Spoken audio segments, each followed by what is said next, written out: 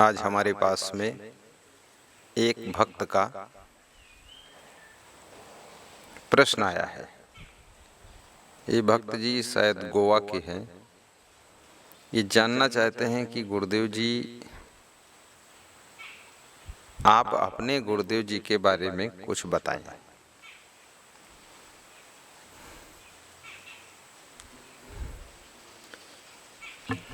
बहुत धन्यवाद आपका।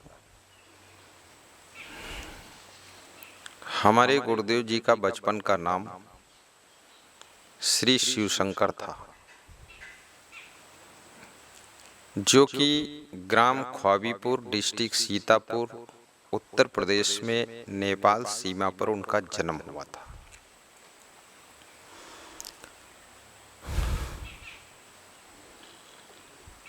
उनके माता पिता एक बहुत बड़े किसान थे। उनके जन्मभूमि गांव के पड़ोस में बहुत बड़ी सुंदर दो नहरें निकली हुई हैं। दोनों जुड़वा नहरें हैं, जिनको शारदा नहर भी कहते हैं और इंदिरा कैनाल भी कहते हैं। उन्हीं बड़ी बड़ी नहरों के तट पर सुंदर गांव बसा हुआ है। उस गांव का नाम है ख्वाबीपुर। तहसील महमूदाबाद है। वहां पर हमारे गुरुदेव का शिवशंकर नाम का बालक एक किसान परिवार में जन्म लिया था। आज वे महान पुरुष हैं, तो हमें ये मानना चाहिए कि शिवशंकर के रूप में उस बालक का अवतार हुआ था। बचपन से ही वह कुशाग्र बुद्धि के थे, शांत स्वभाव के थे और विनम्रता और सरलता उनका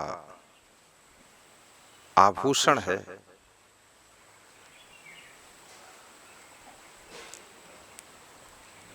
परिश्रमी बाल अवस्था से ही थे।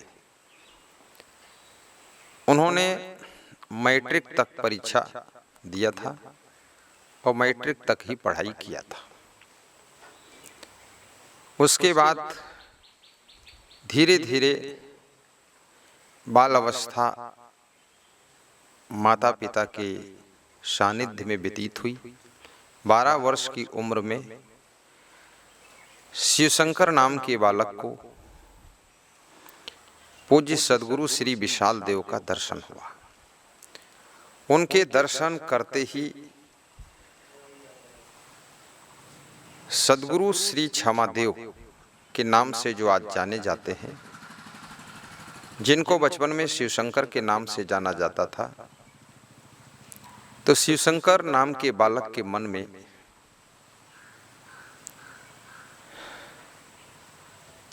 सद्गुरु विशाल देव के दर्शन पाकर के वैराग्य उत्पन्न हो गया। जैसे कोई राख के अंदर आग छिपी हुई हो और उस आग को हवा का झोंका आए, राख को उड़ा दे और आग चमक जाए, ऐसे ही विशाल देव का दर्शन और विशाल देव की कृपा की हवाएं उनके अंदर वैराग्य की आग को चमका देती हैं और माया मोह की राख को उड़ा देती है। बाल अवस्था में ही वैराग्य और भक्ति शिवशंकर नाम के बालक के अंतःकरण में लहरें मारने लगा और वह सद्गुरु विशाल देव के दर्शन करने के लिए प्रायः समय निकालकर जाने लगे। और 12 वर्ष की उम्र से ही सद्गुरु विशाल देव का सानिध्य उनको मिल चुका था। अब उनका मन संसार में लगता नहीं था। संसार फीका लगने लगा। घर परिवार से मोह धीरे धीरे हटने लगा। माया के बादल छटने लगे। वासना का स्थान उपासना ने ले लिया। और दुनिया का आकर्षण छोड़ करके अपने गुरु के चरणों में आकर्षित हो गए। कुछ वर्षों के पश्चात पूर्ण रूप से घर बार छोड़ करके ये शिवशंकर नाम का बालक सद्गुरु श्री क्षमादेव की शरण में चला गया। सद्गुरु श्री विशालदेव की शरण में चला गया। थोड़ा बोलने में चूक हुई है, सुधारेंगे इसको। और सद्गुरु श्री विशालदेव बाराबंकी जिले में सरैया गांव में बंधिया बाग पर साधना करते थे। उनकी ख्याति चारों तरफ फैलती जा रही थी। नाम सुन सुन करके जैसे फूल खिलता है, चारों तरफ से भंवरे और तितलियां और मधुमक्खियां रस पराग सुगंध का आनंद लेने के लिए दौड़ते चले आते हैं। इसी तरह से भक्त साधक जिज्ञासु मुमुक्षु चारों दिशाओं से विशाल देव के श्री चरणों का दर्शन करने के लिए, आशीर्वाद लेने के लिए दौड़ते चले आ रहे थे। उसी श्रृंखला में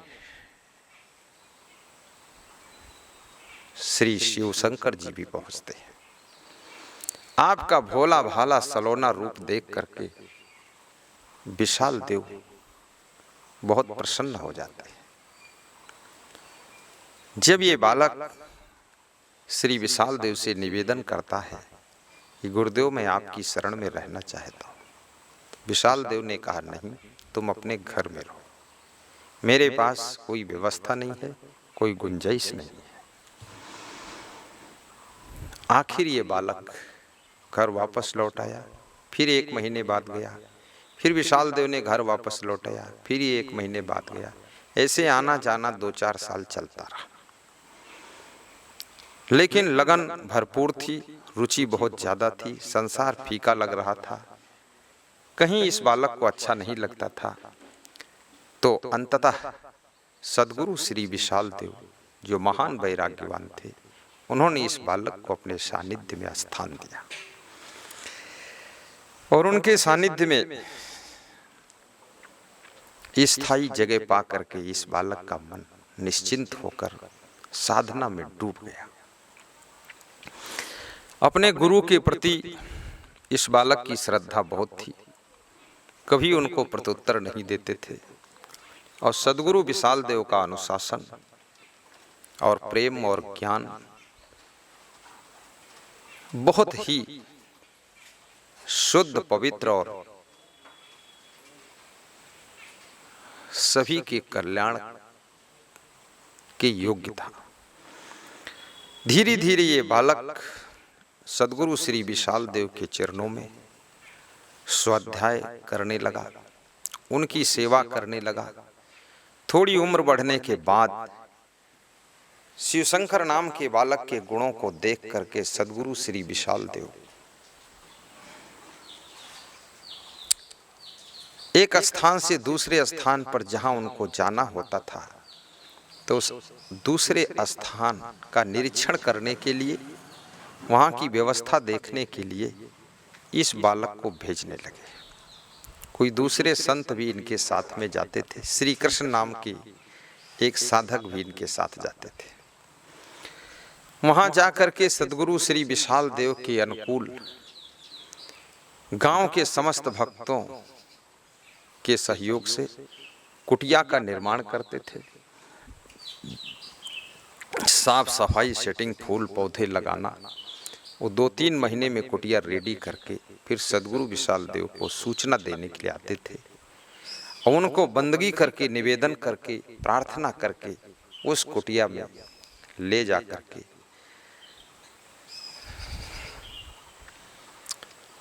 विराजमान करा देते थे। और सद्गुरु विशाल देव की सेवा में इतने तल्लीन थे, प्रसन्न थे। सद्गुरु विशाल देव कभी रात में उठते थे फ्रेश होने के लिए, तो ये शिवशंकर नाम का बालक तुरंत उठ करके उनको फ्रेश करा देता था। सवेरे उठते ही जल ला करके पिलाना, कुल्ला कराना, मुंह धुलाना, दातून की व्यवस्था करना गुरुदेव के स्नान का प्रबंध करना, उनके कपड़े धोना। अन्य भी साधक वृंद थे, वह भी सेवा का लाभ बांट लेते थे। लेकिन ये शिवशंकर नाम का बालक दौड़ दौड़ करके बड़ी रुचि से आनंद कंद गुलकंद की तरह खिल करके सेवा का लाभ लेता था। धीरे धीरे इस बालक के लक्षणों को देख करके सद्गुरु विशाल देव भी प्रभावित होते चले गए और अब सद्गुरु विशाल देव का शरीर धीरे धीरे वृद्ध होने लगा। अब अधिक समय तक एक स्थान पर रहने की आवश्यकता पड़ने लगी, जो कि सुविधाजनक जगह हो, क्योंकि वृद्धावस्था में कमजोरी शरीर में आ जाती है।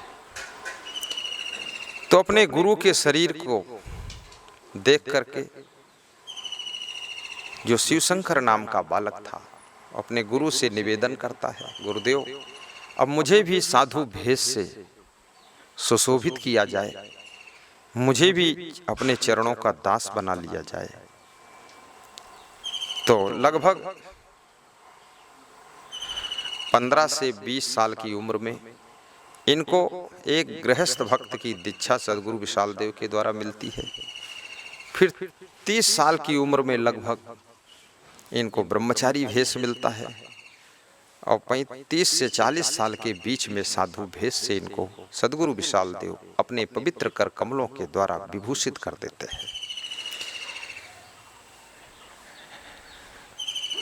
सुंदर स्वभाव, पवित्र चरित्र, विकट वैराग्य के कारण ये बालक का नाम सद्गुरु श्री विशाल देव ने क्षमा दास रखा, जो कि आज धीरे धीरे वे क्षमा साहिब के नाम से प्रसिद्ध होने लगे। आज उनको वर्तमान में पूज्य सद्गुरु श्री क्षमा देव जी के नाम से जाना जाता है। और फिर अब ये श्री क्षमा साहिब जो शिवशंकर से श्री क्षमा साहिब बने सन 1965 में, 1955 में, 55 और 65 के बीच कभी कभी संत मंडली के साथ में डिस्ट्रिक्ट लखीमपुर खीरी, उत्तर प्रदेश, नेपाल बॉर्डर, ग्राम मुस्तफाबाद में भक्त धर्मेश्वर जी के माध्यम से कबीर शरण साहिब नाम के एक संत थे, उनके छोटे से आश्रम में आना जाना होता था। छोटी सी कुटिया थी, कोई विकास नहीं था, आसपास जंगल भी थे, स्याही, भालू, रीछ, बंदर सब वहां रहते थे। कई छप्पर पड़े हुए थे, एक भी कमरा नहीं था। लोहा के नाम पर कुदाल, फावड़ा, हसिया, खुरपा ही था और कुछ नहीं था। सद्गुरु विशाल देव ने एक दिन अपने अंतःकरण से भाव प्रकट किया कि यहाँ पर हमारे शरीर को अनुकूलता है, गर्मी कम लगती है, शीतलता है और अच्छा लगता है। ये बात सुन करके ये जो शिवशंकर नाम का बालक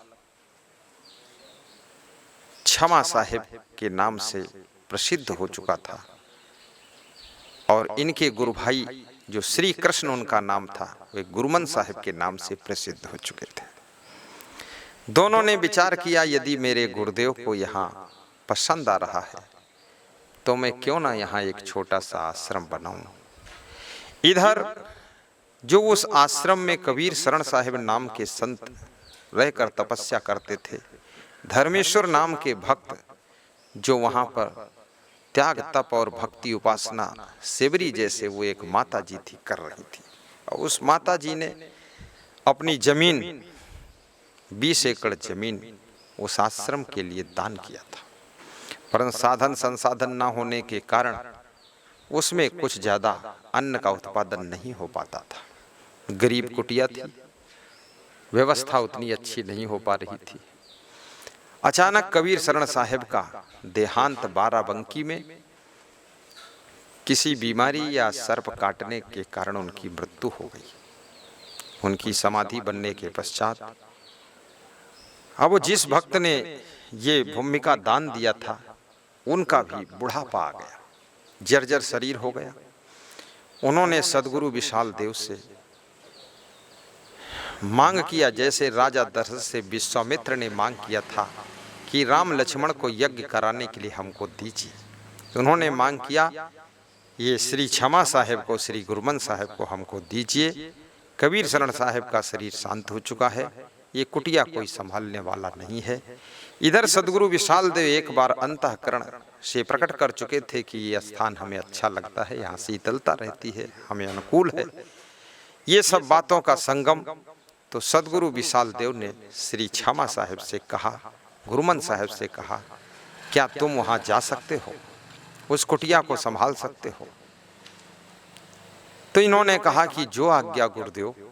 उन्होंने कहा मेरी आज्ञा है, आप जाइए उस कुटिया को संभालिए, कभी कभी मैं भी आकर वहां रहूंगा। श्री क्षमा साहेब, श्री गुरुमन साहब चरण छू करके, आशीर्वाद लेकर के और डिस्ट्रिक्ट लखीमपुर खीरी, उत्तर प्रदेश, ग्राम मुस्तफाबाद में पधार जाते हैं।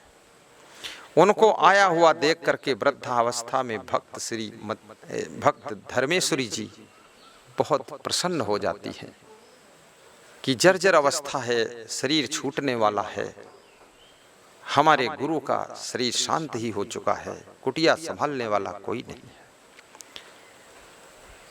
विशाल देव की आज्ञा के पालन का ध्यान है। विशाल देव को वो भूमिका अनुकूल लग रही थी, इस बात का मन में ख्याल है, और उस जीर्ण शीर्ण कुटिया का उद्धार करने के लिए श्री क्षमा साहेब जी, श्री गुरुमन साहेब जी ने श्री विशाल देव का आशीर्वाद लेकर के, संकल्प दृढ़ लेकर के बीड़ा उठाया। कुछ दिनों के पश्चात भक्तिमती मातेश्वरी धर्मेश्वरी जी का भी शरीर शांत हो गया। धीरे धीरे कठोर परिश्रम के माध्यम से, त्याग तप के द्वारा श्री क्षमा साहेब, श्री गुरुमन साहेब ने इस कुटिया का विकास प्रारंभ कर दिया। इतना कठोर परिश्रम किया कि आधा किलोमीटर लंबा जो जंगल था आश्रम की जमीन में, जहां रीछ, भालू, स्याही, बंदर रहते थे, उसको 2 महीने में, 3 महीने में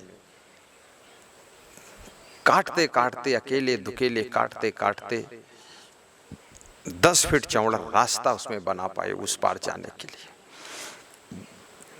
फिर धीरे धीरे मेहनत करते करते और वहां जो खेती थी उसको संभालते संभालते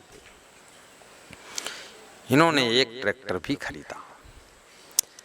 कुछ मजदूरों के सहयोग से, ग्रामवासियों के सहयोग से, भक्तों के सहयोग से श्री क्षमा साहेब ने अपनी बुद्धि युक्ति से, गुरुमन साहेब के इंटेलिजेंस माइंड से इस आश्रम का विकास प्रारंभ हो गया। ये श्री क्षमा साहेब जी 1965 में इस आश्रम में आ चुके थे और इसके विकास की शुरुआत कर चुके थे। सन 1970 में इन्होंने आश्रम का निर्माण प्रारंभ कर दिया। इसी बीच में श्री गुरुमन साहेब के अनुज भ्राता श्री अमान साहेब का भी सन्यास के रूप में आगमन विशाल देव के चरणों में हो चुका था। वे भी 14 साल की उम्र में आ चुके थे। तो उन्होंने भी इसी कुटिया में आकर के इस आश्रम के विकास में अपना विशेष योगदान देना प्रारंभ कर दिया। अब 2 से 3 मूर्ति हो गए। 2-4 संत और बाहर से आ जाते थे, उनका भी सहयोग मिल जाता था, भक्त लोग भी सहयोग कर देते थे। बाकी स्वयं के कर कमलों से बहुत मेहनत करके इस आश्रम का विकास किया। तो सबसे पहले विशाल देव के लिए कुटिया भी बनाई गई। तो ऐसी कुटिया बनी जैसे प्राचीन ऋषि मुनियों की कुटिया होती थी। विशाल देव ऋषि मुनियों की तरह उसमें ध्यान लगाते थे। उसके बाद ईंट और सीमेंट का मकान भी, जब विशाल देव आते थे उनके साथ 50 संत आते थे, उनके विश्राम के लिए बनाया गया। कम से कम 500 भक्त भी आते थे और वो 500 भक्त उनके ठहरने के लिए भी स्थान का विकास शुरू हो गया। धीरे धीरे विकास करते करते इन्होंने एक 42 कमरों का सुसज्जित आश्रम 2 मंजिल खड़ा कर दिया। उसके पड़ोस में स्वर्ग आश्रम एक बना दिया, गौशाला भी बना दी। बड़ी सुंदर गायें, देसी गायें, कुछ विदेशी गायें भी, कुछ भैंसें भी सुंदर नस्ल की ला करके उस गौशाला की शोभा बढ़ाया। फिर कार्य का विकास होते देख करके एक दूसरा ट्रैक्टर भी लाए। संतों के आने जाने के लिए एक पुरानी मिलिट्री की जीप खरीदा, जिसमें कभी कभी पास में शहर है 16 किलोमीटर गोला गोकर्णनाथ, लखीमपुर खीरी सिटी है 21 किलोमीटर लखीमपुर, वहाँ आने जाने कुछ सामान लेने जाने के लिए उस गाड़ी की आवश्यकता पड़ी तो उसको लिया। कभी कभी उसी गाड़ी से पूज्य श्री क्षमादेव जी भक्तों को दर्शन देने के लिए 150 किलोमीटर की दूरी पर जाया करते थे। आश्रम का नाम चारों तरफ फैलने लगा। सद्गुरु विशाल देव ने भी आश्रम के उत्थान के समय भी वहां पधारे। जब उत्थान हो गया तब पधारे और श्री विशाल देव की खूब अच्छी सेवा हुई। उनका मन खुश हुआ। उन्होंने भरपूर आशीर्वाद दिया कि तुम सब मेरे शिष्यों विशेष कीर्तिवान बनो, महान बनो, वैराग्यवान बनो, तुम्हारे द्वारा समाज का बहुत बड़ा कल्याण हो और तुम धर्म के प्रचारक बनो, धर्म के रक्षक बनो। तुम्हारी भक्ति सफल है और मैं प्रसन्न हूँ। ऐसा आशीर्वाद दे करके सद्गुरु श्री विशाल देव का शरीर भी धीरे धीरे जर्जरता की ओर जा रहा था। वृद्धावस्था के कारण उनके शरीर का अंतिम समय आ चुका था। बाराबंकी जिले में उनका शरीर शांत हो गया। श्री क्षमा साहेब को जब सूचना मिली अपने गुरु के अंत्येष्टि संस्कार में पहुंचकर बहुत दुख लगा और गुरु की समाधि की मिट्टी को लेकर मस्तक में लगाया। कहा, मेरे गुरुदेव स्थूल शरीर से तो अब नहीं है, लेकिन सूक्ष्म रूप से मेरे हृदय में अंतःकरण में सदैव विराजमान रहेंगे।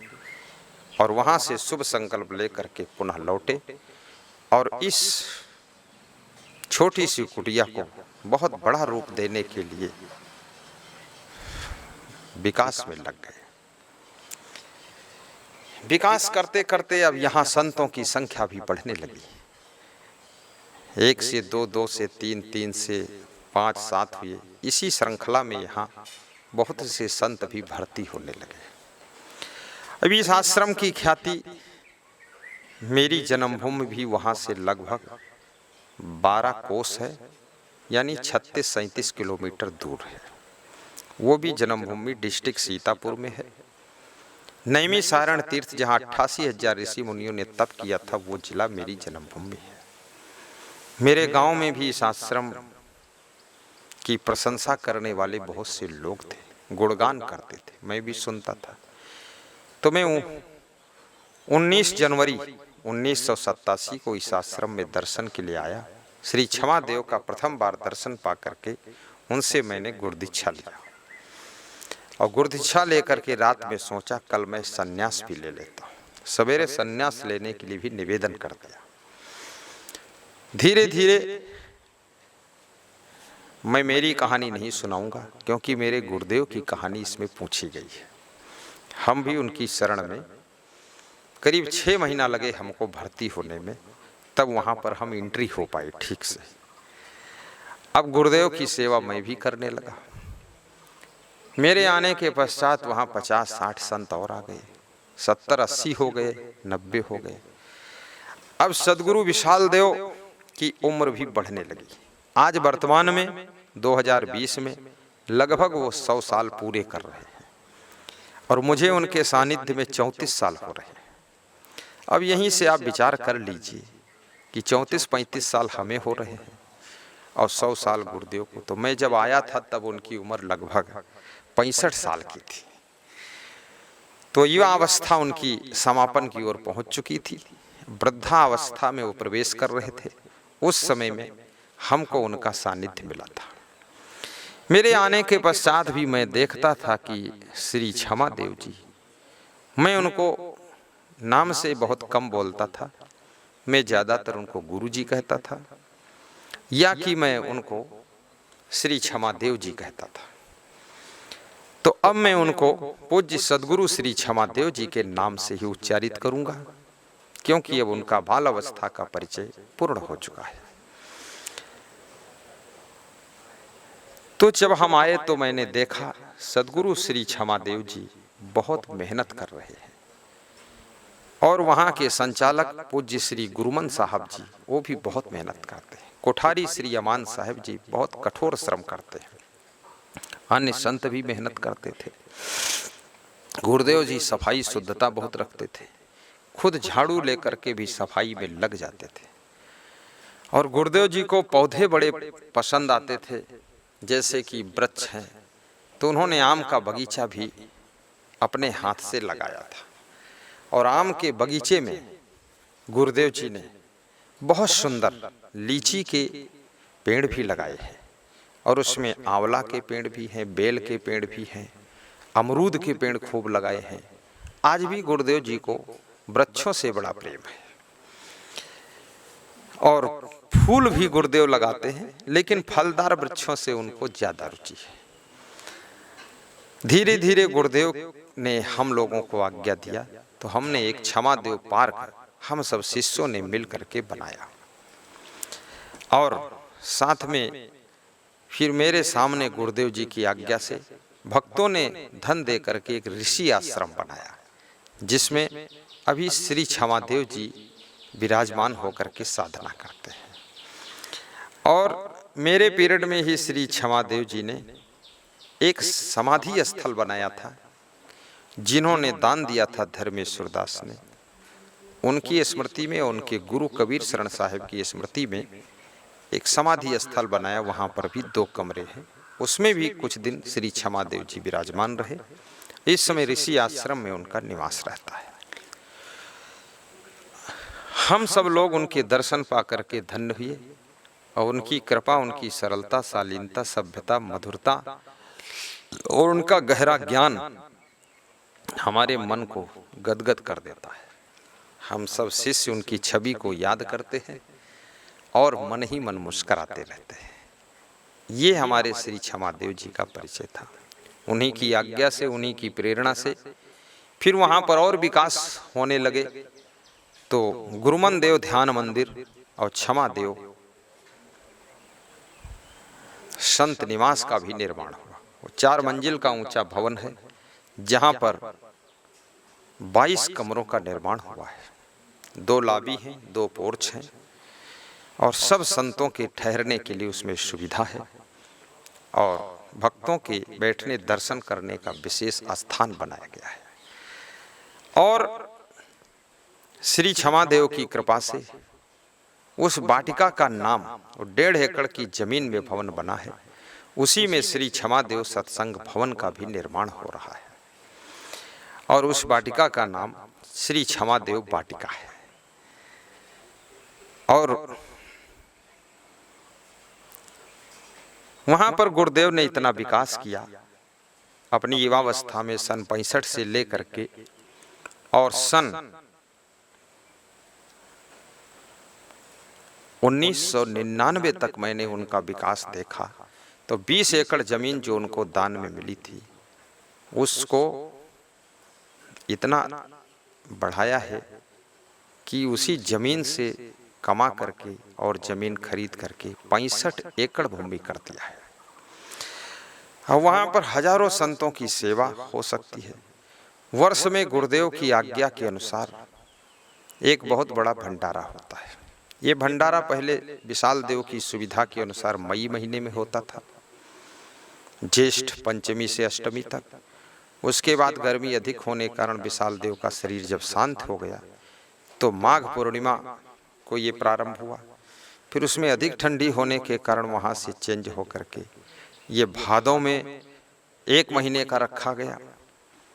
फिर वर्षा से बहुत प्रभावित होने लगा ये कार्यक्रम, तो उसे चेंज करके अभी इन्होंने नवंबर महीने में रखा है। पर नवंबर में भक्त लोग व्यस्त ज़्यादा रहते हैं, इसलिए पुनः इसको चेंज करके 21 सितंबर से 27 सितंबर तक रख दिया गया है। तो जितने भारत देश के भक्त हैं, ये 2020 में इसका समागम 21 सितंबर से 27 सितंबर तक संपन्न होगा। यदि भक्तों को कुछ बाधा पड़ेगी तो इसकी डेट अगले साल फिर गड़बड़ कर दी जाएगी। अब ये 7 दिन का समागम, इन 7 दिनों में श्री क्षमा देव जी का दर्शन, मार्गदर्शन, दीक्षा समारोह और ध्यान और प्रवचन के कार्यक्रम होंगे।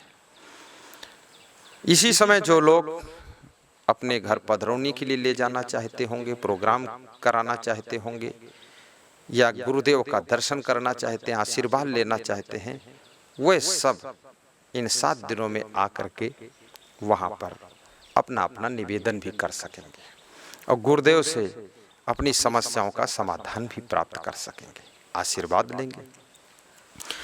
ये जो कार्यक्रम आश्रम में होगा, इसमें समस्त संतों और भक्तों के भोजन, आवास और जलपान, बिस्तर आदि का प्रबंध आश्रम के द्वारा किया जाता है। कुछ भक्त अपना प्रबंध स्वयं भी कर लेते हैं। पास में सिटी है, वहाँ पर बहुत अच्छा लॉज में कमरा बुक करा लेते हैं और वहाँ रहते हैं और दिन में आ जाते हैं, सत्संग, ध्यान, दर्शन का लाभ लेते हैं, शाम को जाकर फिर वहाँ विश्राम करते हैं। लेकिन प्रायः 99% भक्तगण वहीं आश्रम में ठहरते हैं। आश्रम लगभग ये इसका आवासीय क्षेत्र 5 एकड़ में फैला हुआ है और यहाँ पर लगभग 4-5 एकड़ बगीचा भी आश्रम के माध्यम से, कुछ आश्रम के पास में भी है और कुछ वहाँ से 3 किलोमीटर दूर भी है। और बाकी जो भूमि है वो कृषि के लायक है। लगभग 55 एकड़ भूमि कृषि के लायक है। कुछ आश्रम के समीप में है और कुछ दूर है, कुछ अलग क्षेत्रों में है, लेकिन सब मिला करके उसमें कृषि होती है और जो भी उत्पादन होता है संतों की सेवा में, भक्तों की सेवा में और आश्रम के विकास में लगा दिया जाता है। अब सद्गुरु श्री क्षमादेव जी धीरे धीरे 99 वर्ष को पूरे करके 100 वर्ष में प्रवेश कर चुके हैं, परंतु उम्र की दृष्टि से उनका शरीर अब भी मजबूत है, स्वस्थ है और प्रसन्न रहते हैं। स्वयं अपने सभी कार्यों को कर लेते हैं। फिर भी उनकी सेवा में संत शीतलदास जी 24 घंटे ड्यूटी करते हैं और उनकी सेवा में वहाँ पर बड़ी श्रद्धा के साथ में सभी संत महात्मा सहयोग करते हैं। चाहे वह पुराने संत हों चाहे नए संत हों, सभी का योगदान रहता है और कुछ भक्तगण आकर के भी महीना महीना रुक करके गुरुदेव की सेवा का पुण्य प्राप्त करते हैं। शरीर में प्राण होते हैं तो शरीर जीवित रहता है, सुंदर लगता है। ऐसे आश्रम में जब तक सद्गुरु श्री क्षमादेव जी हैं तब तक आश्रम की सुंदरता, रमणीकता 4 चांद लगा रही है। हम लोगों की इच्छा है उनका शरीर चिरायु हो और स्वस्थ हो, वह लंबे समय तक सब भक्तों के कल्याण के लिए, संतों के उद्धार के लिए दर्शन देते रहें। मुझे उन्होंने बहुत ज्ञान दिया। खाना पीना, बैठना, उठना, जागना, सोना, नहाना, धोना, कपड़े साफ करना, बर्तन साफ करना, भक्तों से बात करना, मेल प्रेम बनाना, ये सभी ज्ञान गुरुदेव ने, व्यवहारिक ज्ञान, आध्यात्मिक ज्ञान, सामाजिक ज्ञान, भौतिक ज्ञान, नैतिक ज्ञान, हर तरह का ज्ञान उन्होंने हमको प्रदान किया है। इसलिए मैं सद्गुरु श्री क्षमादेव जी का विशेष आभारी हूँ और उनका ही मैं शिष्य हूँ। वह मेरे गुरुदेव हैं और उनका व्यवस्था भी हम सब शिष्य लोग मिलकर करते हैं और उन्हीं की आज्ञा से उन्हीं के शिष्यों की एक टोली सत्संग करने के लिए एक प्रदेश से दूसरे प्रदेश, भारत देश से दूसरे देश में पहुंचती है। उस टोली में हम सब संत जाते हैं। इस टोली के पास में संपूर्ण सत्संग का इंतजाम रहता है और पहले से 6 महीने पहले से 3 महीने पहले से प्रोग्राम की डेट लेना पड़ता है और बहुत से लोगों को लाभ मिलता है। गुरुदेव जी के आशीर्वाद से उस आश्रम का नाम तपोभूमि विश्व कल्याण आश्रम रखा गया, जहां पर विश्व के लोग जुड़े हुए हैं और सभी का कल्याण हो रहा है और सभी को शांति मिल रही है। Rajasthan, Gujarat, Mewar, Marwar, Haryana, Chhattisgarh, Madhya Pradesh, Telangana, Andhra Pradesh, Uttar Pradesh, Uttarakhand, Himachal, Punjab, Nepal, America, Hong Kong, Indonesia, Malaysia, Dubai, Muscat, Sri Lanka और भारत देश के अन्य प्रदेश जैसे आसाम, मणिपुर, मेघालय, पश्चिम बंगाल, कर्नाटक और उड़ीसा, झारखंड, बिहार, लगभग पूरे भारत देश से गोवा भी, सौराष्ट्र भी, महाराष्ट्र भी, इन सब स्थानों से भक्तगण तपोभूमि विश्व कल्याण आश्रम से जुड़े हुए हैं और श्री क्षमादेव जी का आशीर्वाद प्राप्त करते हैं और हम लोग भी उसी सेवा में लगे रहते हैं। आज भी जो कुछ वहाँ हो रहा है, जो कुछ हुआ है, वो सब श्री क्षमादेव जी की कृपा से हुआ है, उन्हीं के आशीर्वाद से हुआ है। उसमें हमारा कोई योगदान नहीं है, ना हमारा कोई उसमें श्रमदान है। हम तो उनके आशीर्वाद में सुख, शांति और आनंद को प्राप्त कर रहे हैं। बाकी सब उनकी कृपा से ही हुआ है। उनके अन्य शिष्यों ने बहुत मेहनत किया है, हमसे ज़्यादा सभी ने मेहनत किया है और हमसे ज़्यादा सभी ने फिक्र किया है। सबसे ज़्यादा आराम में हम ही रहे और सभी संतों को मैं धन्यवाद देता हूँ, सभी साधकों को धन्यवाद देता हूँ और पूज्य श्री गुरुदेव के चरणों में मैं नमन करता हूँ। आप भी आइए और पूज्य श्री क्षमादेव जी का दर्शन कीजिए, मेरे गुरुदेव का आशीर्वाद लीजिए। और मैं वहाँ 21 सितंबर से लेकर के 27 सितंबर तक रहूँगा, 30 सितंबर तक ही रहूँगा, लेकिन 27 तक सत्संग करूँगा। 28, 29, 30 केवल शांति से रहूँगा और गुरुदेव जी के दर्शन करने में आपको मदद भी करूँगा। उनका दर्शन आपको सहज रूप से दिलवाऊँगा और आशीर्वाद भी दिलवाऊँगा और मैं स्वयं आपको वहाँ मिलूँगा और हमारे सभी संत महात्मा मिलेंगे, गुरु भाई गण भी मिलेंगे, शिष्य गण भी मिलेंगे। हम जब इस आश्रम में आए तो गुरुदेव जी ने हमको लगभग 2 वर्ष के पश्चात ही 21 साल की उम्र में हमारा प्रवेश हुआ था। 23 साल की उम्र में गुरुदेव ने हमको अपना कारभार दिया था कि अब तुम मेरी जगह पर काम करो, लेकिन उतनी कुशाग्र बुद्धि नहीं थी तो उनकी जगह पर उनके जैसा काम तो हम नहीं कर पाए। आज भी नहीं कर पा रहा हूँ मैं उनके जैसा तो कोई कर नहीं पाएगा, परंतु जो भी अपनी छोटी बुद्धि से कर पाए वो किए और अब हमारे अन्य संत लोग और ज़्यादा कर रहे हैं और अच्छा है। फिर सद्गुरु श्री क्षमादेव जी के आशीर्वाद से ही राजस्थान प्रदेश में कोटा शहर में एक आश्रम का निर्माण हुआ और वो आश्रम रावत भाठा रोड पर है और वहाँ पर करीब 13 से 14 बीघे जमीन है। आंवली गांव है, आंवली, रोजड़ी, दौलतपुरा, नया गांव, उसी के मध्य में वो आश्रम है। वहाँ आंवला के वृक्षों से सुशोभित वाटिका है और भक्तों के ठहरने के लिए, संतों के लिए, गुरुदेव के लिए वहाँ आवास बने हुए हैं। 3 बोर वहाँ हैं, अच्छा डेवलप है वो भी।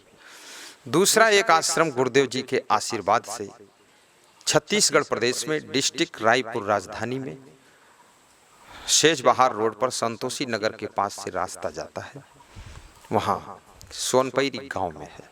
वो भी आश्रम लगभग 5-6 एकड़ में है। वहाँ पर गौशाला भी है और बड़ी गौशाला है। लगभग उसमें 200-250 गायें लूली लंगड़ी बूढ़ी कमज़ोर रहती हैं, उनकी सेवा होती है। आसपास एरिया के लोग कमज़ोर बूढ़ी गायों को वहाँ छोड़ जाते हैं। उनकी निस्वार्थ निष्काम भाव से आश्रम की तरफ से सेवा की जाती है और वह गायें 6 महीने में सब तंदुरुस्त हो जाती है। उस आश्रम में हमारे संत महात्मा रहते हैं। उस आश्रम को भी उन्होंने अच्छा डेवलप किया है, फूल पौधे खूब लगाए हैं और वहाँ की सेवाओं से भी हम खुश रहते हैं। और पूज्य सद्गुरु श्री क्षमादेव जी उस आश्रम में नहीं पहुँच पाए। कोटा आश्रम में तो वे पहुँचे हैं, शरीर कमज़ोर होने के कारण कोशिश तो मैंने किया, लेकिन उनका शरीर कमज़ोर था इसलिए वो नहीं जा पाए। तीसरा एक आश्रम और है डिस्ट्रिक्ट बलौदाबाजार छत्तीसगढ़ प्रदेश में, जो कि उड़ीसा बॉर्डर पे है। वहाँ पर भी 20-25 एकड़ ज़मीन है और धान की खेती होती है और पुष्प वाटिका भी लगी हुई है। संतों और भक्तों को ठहरने के लिए आश्रम धर्मशाला बना हुआ है। वहाँ भी वार्षिक सम्मेलन होता है, वहाँ भी हमारे संत लोग उसको संचालित करते हैं। अब एक चौथा आश्रम उज्जैन में बनने जा रहा है और मेरे गुरुदेव का आशीर्वाद लेकर के मैंने संकल्प लिया है, हमारे शिष्यों ने भी संकल्प लिया है कि भारत देश के जितने प्रदेश हैं, हर प्रदेश की राजधानी में, उसके आसपास में, अगल बगल में छोटा या बड़ा या जैसा भी उचित हो, एक एक आश्रम बनाने का विचार कर लिया गया है, ताकि उस प्रदेश के भक्तों को गुरुदेव का दर्शन करने में सुविधा हो और वहाँ पर पहुँच करके पूरे प्रदेश के लोगों को मिला जा सके, दीक्षा दी जा सके, दर्शन और प्रवचन सुनाया जा सके और एक संपर्क का केंद्र बन जाएगा। ऐसा संकल्प है।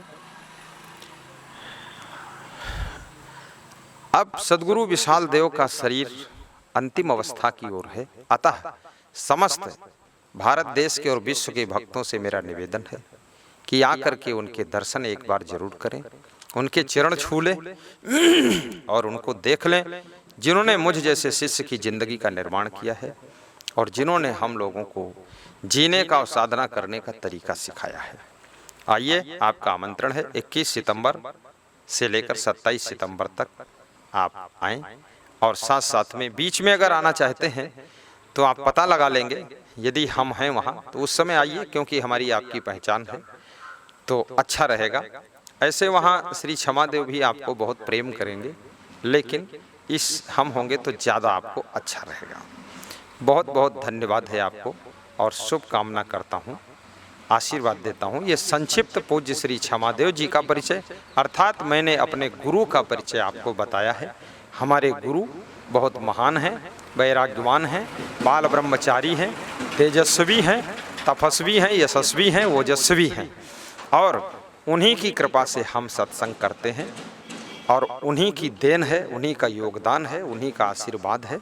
मैं उनके चरणों में सत सत नमन करता हूँ और उनको मैं धन्यवाद भी देता हूँ। साथ में उनका आशीर्वाद हमें निरंतर मिलता रहे और लंबे समय तक वह दर्शन देते रहें, स्वस्थ रहें, चिरंजीवी रहें, ऐसी हम सब शिष्यों की कामना है। धन्यवाद साहिब।